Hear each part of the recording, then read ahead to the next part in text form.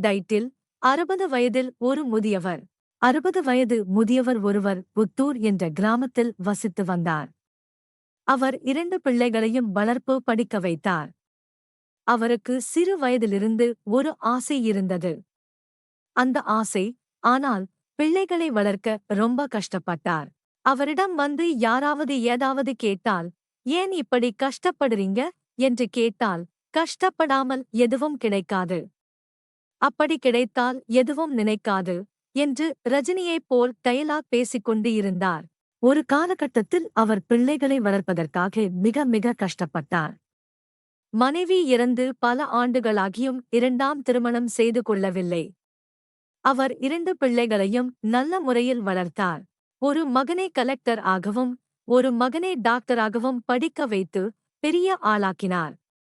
அவர்களுக்கு திருமணம் நடத்தி வைப்பதற்காக பெண் பார்ப்பதற்காக சில ஊர்களுக்கும் சில நாடுகளுக்கும் சென்றார். அதேபோல் நரிப்பட்டி என்ற கிராமத்தில் ஒரு பெண்ணை பார்த்தார்.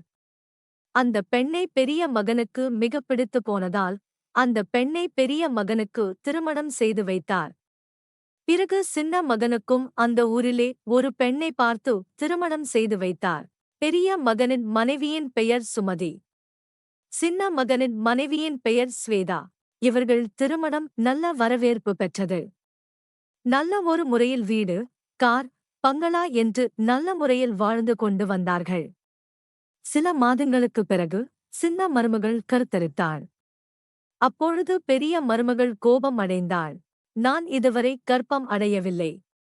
ஆனால் நேற்று வந்தவள் கருமம் அடைந்து விட்டாள் என்று மிகக் கோபத்துடன் முகத்தில் அதனைக் காட்டிக் கொள்ளாமல் இருந்தாள். அப்பொழுதிலிருந்து இருவருக்கும் சின்ன சின்ன வாக்குவாதங்கள் எல்லாம் ஆரம்பித்தது.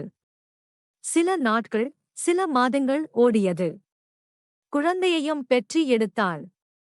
அப்பொழுது பெரிய மருமகள் வந்தாள். பார்ப்பதற்கு அல்ல, வெறுப்பை விதைப்பதற்கு.